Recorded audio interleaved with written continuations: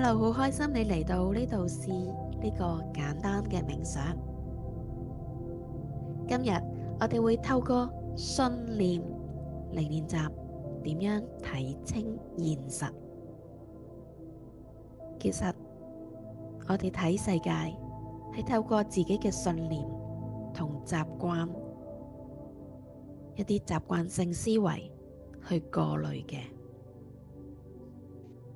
可能有時我哋覺得某件事係咁樣，但其實只係我哋習慣用某種方式去解讀，而唔係事情嘅真相。呢個練習會幫你用一個輕鬆同好奇嘅態度去觀察自己點樣睇事情，揾返內在原本就有嘅智慧。我哋會揀一個有少少煩，但係唔係太難處理嘅情況開始，慢慢探索。千祈唔好揀一啲令你超級壓力大嘅事情。呢個練習係輕鬆嘅。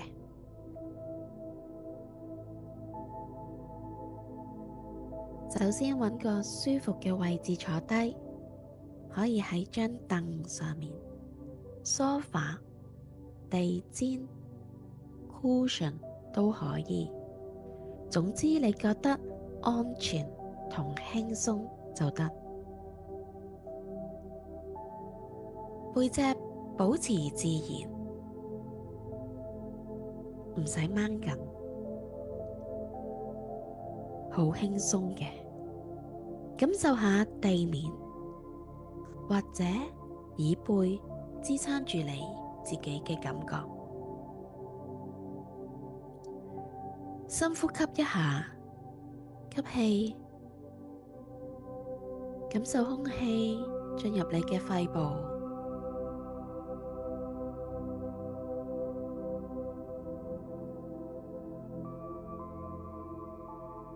然後慢慢呼氣，將身體入邊嘅緊張一齊帶走。再吸氣，感受新鮮嘅空氣進入你肺部，所有好嘅能量都進入你身體。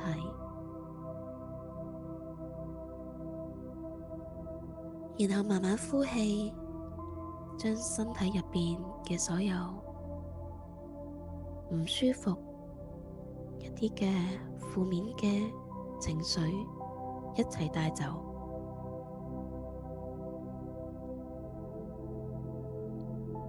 吸氣，感受所有正能量進入你身體，你感覺好安全、好輕鬆、好自在。慢慢呼氣，將身體入面你唔需要嘅能量一齊帶走晒。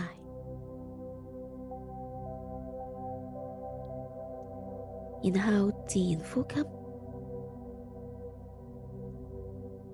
而家淨係靜靜咁坐喺度，乜都唔使做，俾自己幾秒鐘放鬆。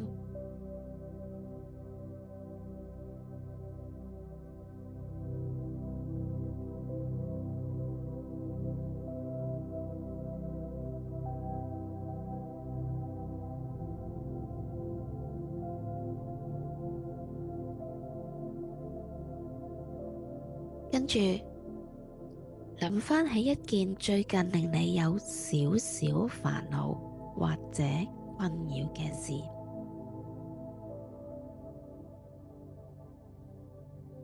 唔好揀啲太大壓力嘅情況，淨係一件輕微令你唔太舒服嘅事就 OK 㗎喇。例如一段關係上面有少少誤會，或者工作上有件事搞唔清楚，又或者朋友或者家人講咗句說話，令你心入面有啲唔舒服。揾到呢一件事之後，唔需要改變佢，純粹望一望佢，用一種客觀、無壓力嘅方式睇呢件事，純粹望住佢。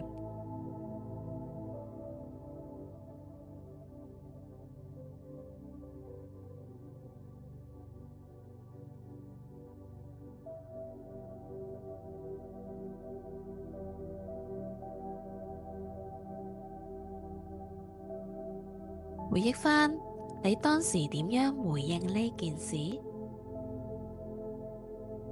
你講過咩？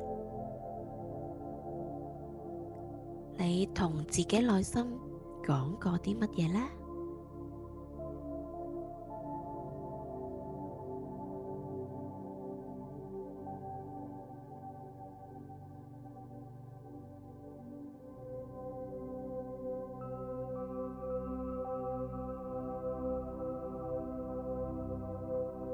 唔需要批評自己，純粹留意我當時係咁樣諗，我當時係咁樣講，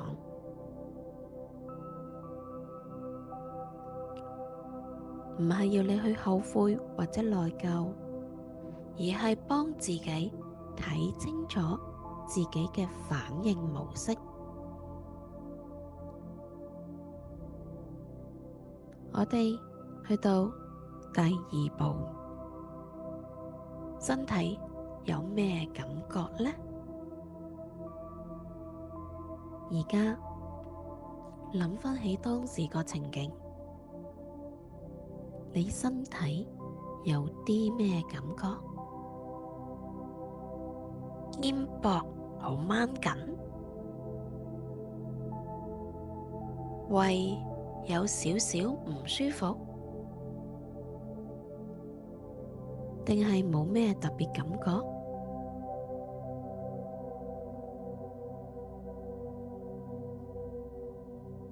如果有，就留意下；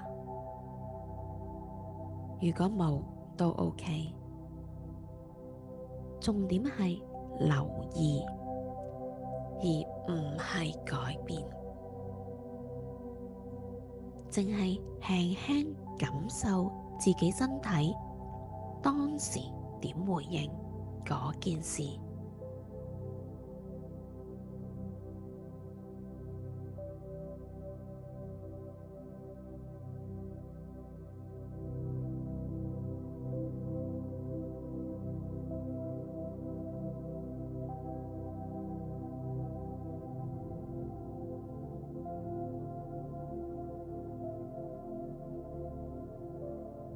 好，我哋嚟到第三步，係有咩畫面或者回憶浮現咗呢？喺嗰個情景，有冇啲記憶或者畫面突然間彈出嚟？可能係以前類似嘅情景，定係童年發生過嘅事，定係一啲你從來冇留意到嘅畫面？如果有，就觀察一下佢；如果冇，都冇問題。接受當下嘅狀態，我哋用一種小朋友探索世界嘅好奇心去望一望呢啲記憶。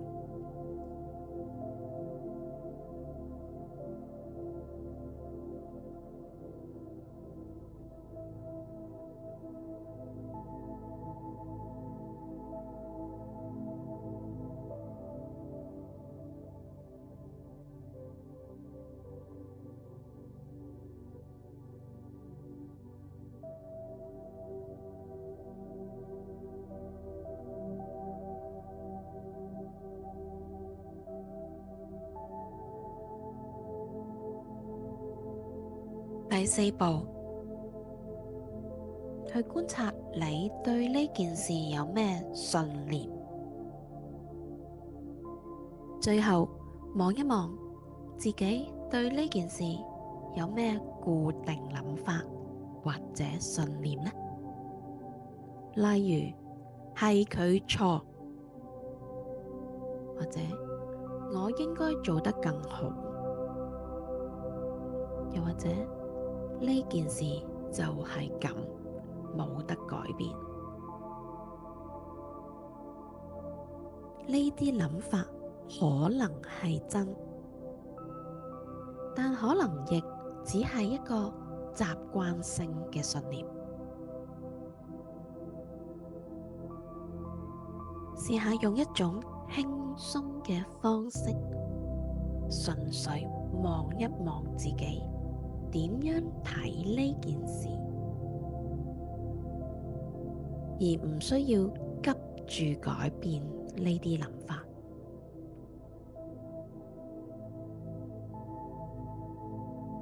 能夠咁樣睇清楚自己嘅信念，已經係智慧嘅展現。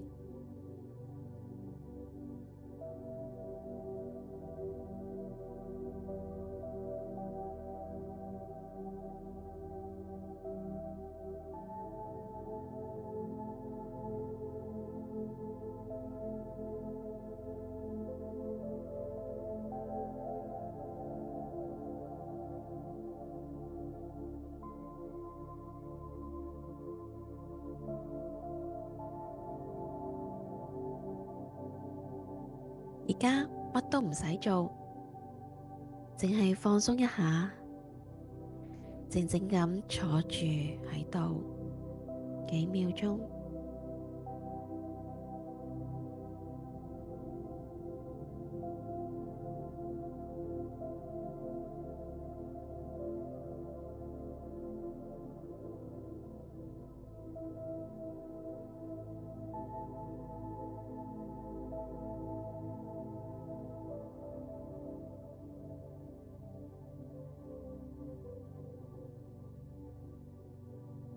如果你啱啱係閉上眼睛，而家可以慢慢張開眼睛，望一望四周。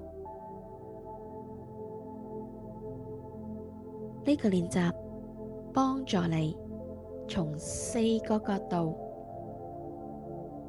觀察你嘅說話、身體感覺、畫面記憶、信念，由呢4個角度去睇一件事。可能一次未必即刻睇清，但每次練習都會令你更加了解自己。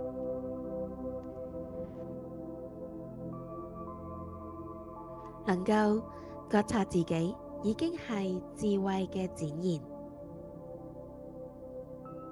呢個練習可以經常做，